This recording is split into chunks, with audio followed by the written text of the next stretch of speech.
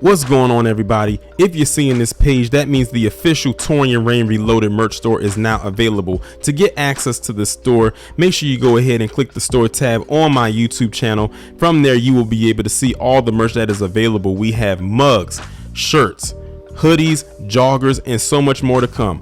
All original designs made by yours truly, Torian Rain Reloaded. Now go ahead and get your merch today, and you can feel nothing in style.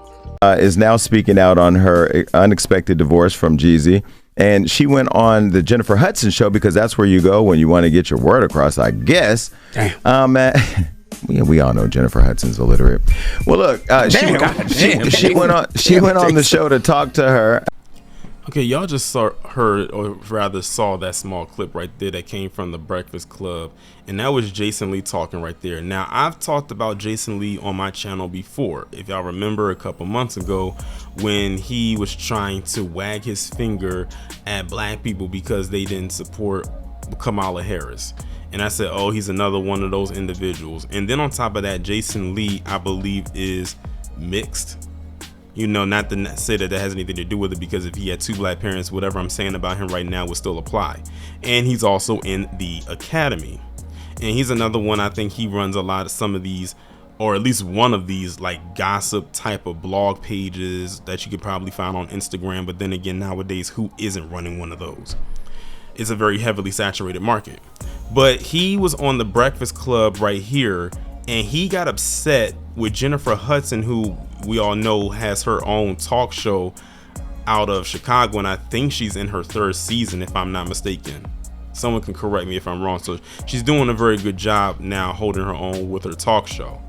And anyway, she was able to do an interview with Jeannie Mai. I think she was one of the first people that did a interview with Jeannie Mai on a platform as big as hers, discussing everything that's going on with her and Jeezy. Now, I'm not going to come on here and talk about that situation that's going on with them.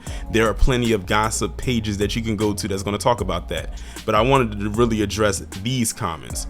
So Jason Lee is apparently very upset that Jeannie Mai had the nerve to go on to a talk show with the likes of Jennifer Hudson. Mind you, Jennifer Hudson is a very, very, very accomplished woman. This woman is a Grammy award winning, Tony award winning. I think she's won an Emmy and she's won an Oscar. I think that's called EGOT, you know, Emmy, Grammy, Oscar, Tony. So she's won all four of those, which means that puts her in a category of a rare group of people, because that's a very hard feat to accomplish, because you're talking about the highest achievement in music, the highest achievement in movies and film, the highest achievement in television, and the highest achievement in, you know, in stage production. And he had the nerve to sit up there and call this woman illiterate. Now, we all know when someone is illiterate, that means that they're not very well read. They're not very good at talking and all that stuff like that. He was upset because Jeannie Mai did not come to his particular show, and she went and sat down with the black woman. Now, what's interesting is you would think that if Jason Lee was that upset, why would he be upset at Jennifer Hudson and not Jeannie Mai or Jeannie Mai's people? Because, you know, they were the ones that set up the interview. It's not like Jeannie called Jennifer up and said, hey, can I come onto your show? Usually she has a publicist and a team, managers and all that stuff that sets all of those arrangements up for interviews. And of course, the people at Jennifer Hudson's show, you know, they have to make sure that they have, you know, enough room in the schedule to squeeze that in to say yes or no, or if maybe not this time, maybe at this date. And then she got the interview. And then on top of that, again, Jennifer Hudson has the bigger platform. Jennifer Hudson is more well known than Jason Lee. I mean, think about it. What name holds more weight, Jennifer Hudson or Jason Lee? At least if we hear the name Jennifer Hudson, we can start running down her resume. Jason Lee, all we know him for is being a Democratic, or at least a Kamala Harris shill, who talks negatively about black people, as we saw before and how we see it right now. We know that he's in the academy and he runs like a gossip page. Okay. What else? Apparently, Jeannie Mai's people felt fit to go to talk to Jennifer Hudson. And the thing is, the way that you said that, now if there was an opportunity for Jeannie Mai to come to your platform, you ruined it, because she's probably going to see that, or her people are going to see that like, nah, let's not go to him because he's toxic. And the thing is, Jason Lee was most likely toxic before. And what a lot of people had an issue with is the fact that he called Jennifer Hudson a black woman, illiterate, all because he was mad and hating that he couldn't get the quote unquote exclusive interview with Jeannie Mai over her. He probably felt that Jennifer Hudson, or feels that Jennifer Hudson, that's outside of her lane, because Jennifer Hudson is not a gossip blogger. You know, she has a television show. She's a talk show host.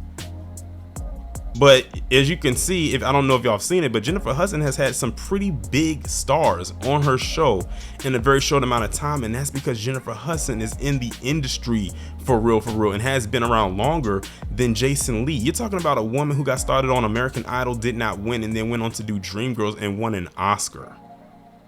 She's a rarity. She's almost an anomaly when you think about it, when you think about her beginnings. So, and her start really began, I guess you can say, in the 04 region when we first saw her on American Idol, and then after Dreamgirls, which came out in 06, and she won that Oscar the following year, she blew up from that. And she's pretty much been consistent all this time, and to keep her career going while she's not acting or doing music, now she has something that she can consistently do where people see her every day, which is a television show, which is very successful right now. And he's upset probably because he's done stuff that probably has hindered him from getting to the point where Jennifer Hudson is. And he's probably upset by that. And like I said, I keep telling people all the time, and to the black women out there, I keep telling you, these men, especially a lot of these black men in the academy, do not like you. They have a disdain towards you. I actually almost did a live stream talking about Funky Degenerate. Y'all may know him as Funky Deneva. And shout out to the Plainest Jane, because she talked about this individual a few months back. You know, he came at Chloe Bailey because Chloe Bailey had the nerve to protect her sister's honor, Halle Bailey, when those rumors were swirling around about her being pregnant. Before I was indifferent about Chloe Bailey, and I know the stories about Haley, I can officially say I don't like her. Chloe Bailey is so goddamn lame to me. First of all, girl, you are Miss Preppy Ashley from the suburbs. Then you came out, you was being all promiscuous and shit. And then now you trying to be a gangster. None of it is fucking believable, girl. None of it is believable. And I'm probably gonna catch a lot of backlash for this. And without that makeup, she ain't cute. She should have never showed up on that camera with that fat ass face without no makeup. She ain't cute. You're not believable. You're so goddamn inauthentic. That's why your shit ain't selling. All right. That's number one. Number two, I don't like people playing in our face, right? The girl is clearly pregnant. She's pregnant. All right. I analyzed that video. It's one thing to have the big piece on. She was waddling, and then when she went to put her arm around the girl, the dress draped over the stomach. You could visibly see the damn bump, all right? She didn't shut down shit showing these old ass videos. If she wanted to shut something down, she'd have stayed her ass the hell home, all right? That's number one. Number two, that video, that old ass B-roll, stop playing in our damn face. And if you really wanted to shut shit down, all you had to do the next day was be like, child, y'all know y'all need to stop playing. Pregnant where? She's flat. I mean, there was just such a cheap, quick, dirty, easy way to shut it down. Mama is pregnant. And listen, the biggest concern is not her being pregnant in Disney. The biggest concern is her being pregnant from that goddamn loser. Mama, we was looking out for you, Haley. And you don't fuck around and let this nigga trap you.